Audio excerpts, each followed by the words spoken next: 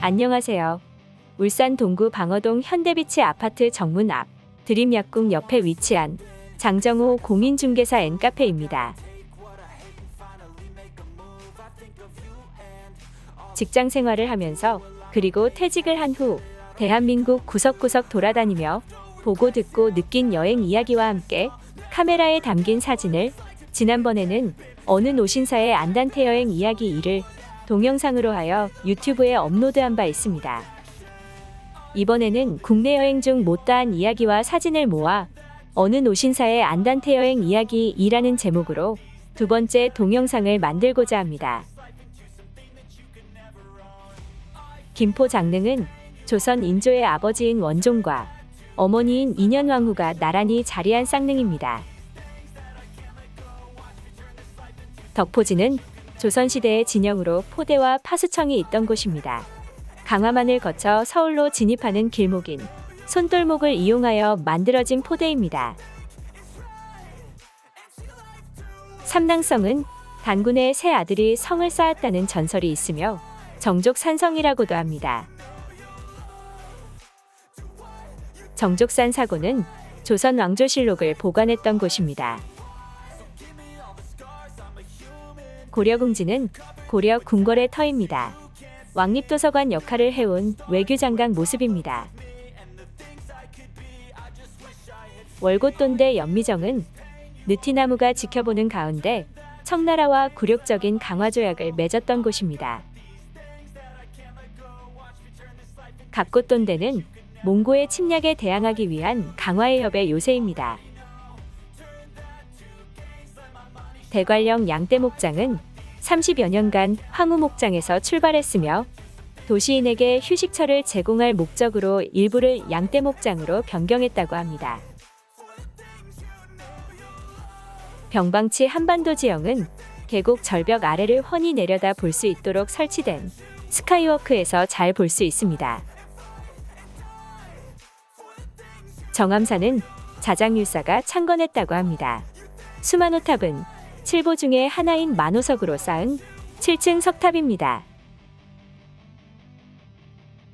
모룬대는 화암팔경의 제7경으로 물가에서 피어오른 안개에 잠겨있는 듯 하다고 해서 붙여진 이름입니다. 백석폭포는 회백색 암봉인 백석봉에서 오대천으로 떨어지는 높이 116m 인공폭포입니다. 소금강은 금강산 만물상의 경치를 쏙 빼닮아 화암팔경의 제6경이라 일컫습니다. 화암동굴은 금광을 채굴하면서 형성된 굴과 석회석 자연동굴로 어우러져 있는 동굴로 화암팔경의 제4경입니다. 도담산봉은 푸른 물이 흐르는 남한강 가운데 오뚝하게 서 있는 석회암 봉우리로 단양팔경 중에서도 으뜸으로 손꼽히고 있습니다. 성문은 아주 오래전에 석회동굴이 무너진 후 동굴 천장의 일부가 남아 지금의 성문이 되었을 것이라 합니다. 구단봉은 깎아지른 듯한 절벽 위에 바위가 거북이를 닮은 형상, 옥순봉은 바위들이 남한강 위로 힘차게 솟아 마치 대나무 싹처럼 보인다고 하여 붙여진 이름이라고 합니다. 삼성구곡이라고 불리는 서남계곡 중에서도 유독 돋보이는 아름다움을 간직한 바위들을 일컬어 하서남, 중서남, 상서남이라 합니다. 사인암이라는 이름은 고려시대 우탁이 지냈던 사인이라는 벼슬에서 유래하였다고 합니다. 문경 진남교반은 문경의 영강을 가로지르는 철교 주변의 풍광 좋은 곳을 말합니다. 영강과 병풍바위가 어우러져 그 풍경이 좋습니다. 토끼비리 길은 영남대로에서 가장 비좁고 험한 하늘길입니다. 토끼비리의 비리는 벼르로 낭떠러지를 말합니다. 고모산성은 신라가 북진 정책을 펼치면서 고구려, 백제로부터의 방어 목적으로 쌓은 성입니다. 봉생정은 유성룡 선생이 이곳의 진남숲과 절벽, 물길을 만끽할 수 있도록 봉생마을 앞 야트막한 야산에 지은 정자입니다.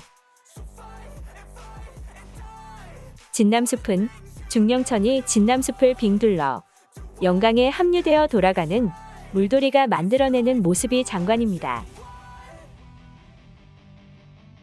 문경세제는 조선시대 영남에서 한양으로 갈 때 넘어가는 고개이며 제1관문 주울문, 제2관문 조곡관, 제3관문 조령관으로 되어 있습니다. 마당바위는 4에서 5m 정도 길이의 타원형으로 된 바위로 옛날에 도적들이 이곳에 숨어 지나가는 사람들을 덮치기도 했다고 합니다. 너럭바위는 드라마 태조왕건에서 왕건에게 쫓기던 애꾸의 궁예가 지난 세월을 되돌아보며 최후를 맞이하는 배경이 된 곳입니다. 논산 개태사는 고려 태조 왕건이 지었다고 하는 사찰입니다. 고려 왕조와 운명을 같이 해온 천여년 오래된 역사를 지닌 고찰입니다. 개태사 철학은 승려들의 식사를 위해 국을 끓이던 솥으로 솥의 길이가 무려 3m, 깊이가 1m가 됩니다. 개백장군 유적지는 1400여 년 전 황산벌 전투에서 백제가 역사의 전면에서 사라지게 되는 형국을 맞이하게 된 것에 조성된 유적지입니다. 관촉사는 불빛을 따라 흘러들다는 뜻으로 우리나라에서 가장 큰 은진미륵이 있는 절입니다. 명제고택은 조선 숙종 때 백의정승이라 불리는 명제 윤증 선생이 지었다는 고택으로 고고한 선비의 숨결이 스며 있습니다. 벌교 태백산맥문학관은 조정래 선생의 소설 태백산맥의 배경이 되었던 벌교에 자리 잡은 문학관입니다.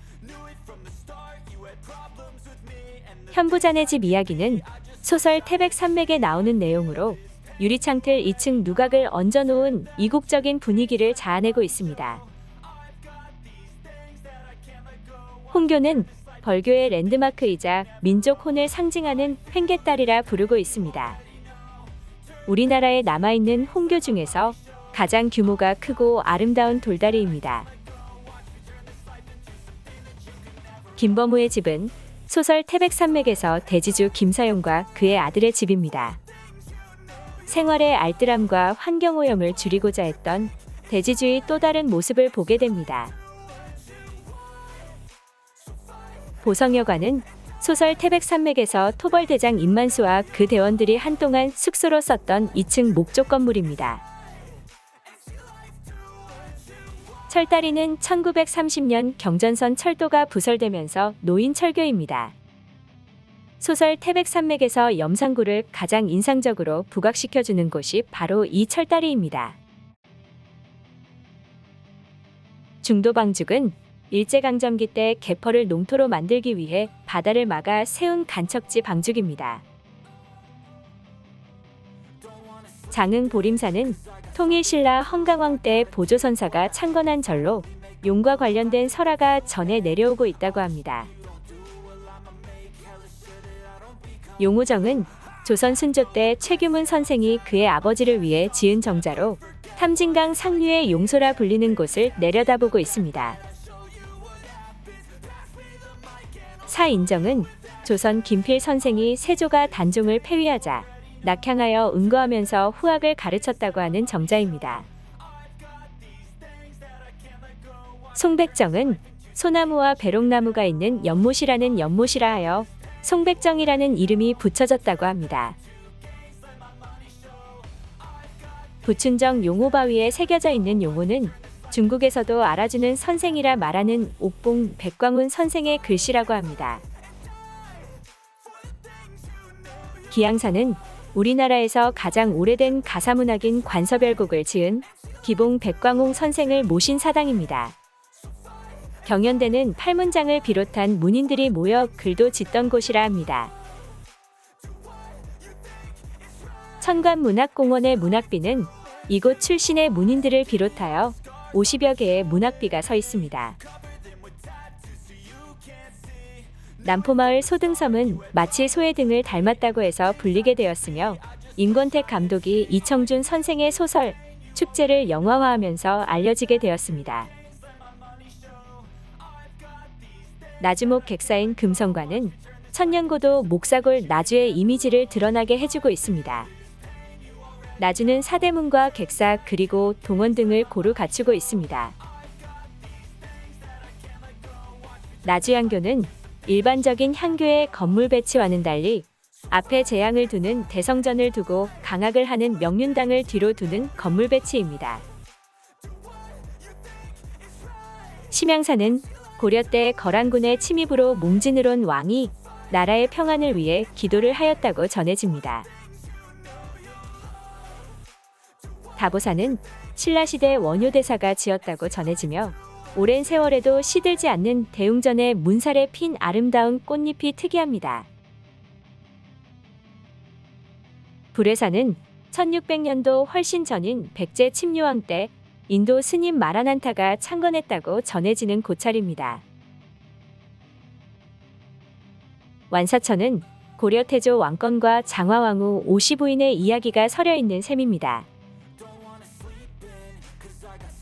반남고분군은 일본 규슈 지방의 옹관묘에 영향을 준 것으로 알려져 있습니다.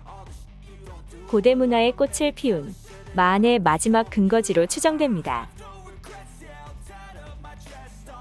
지석강은 드들강의 다른 이름이며 드들이의 전설이 서려있는 곳이라 합니다. 안동 병산서원은 류성룡 선생의 위패를 모시는 서원으로 고종 때 서원 철폐령이 내렸을 때에도 헐리지 않고 존속하는 서원 중의 하나입니다.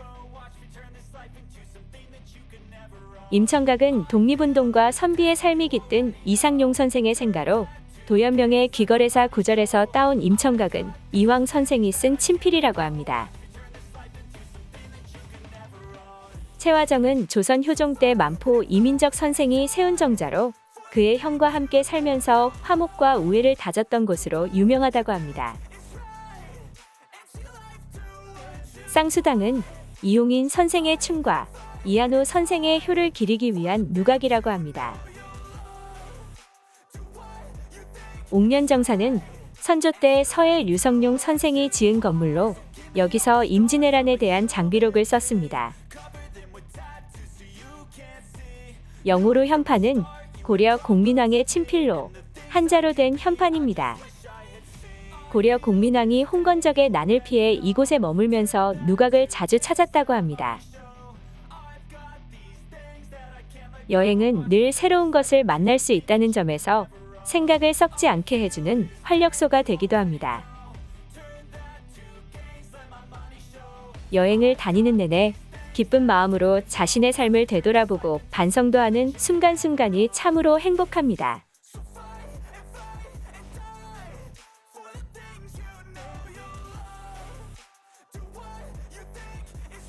울산 방어동에서 부동산도 하고 카페도 하는 장정호 공인중개사 N카페는 현대비치 아파트 정문 앞에 위치하고 있습니다. 언제든 편하게 전화주세요.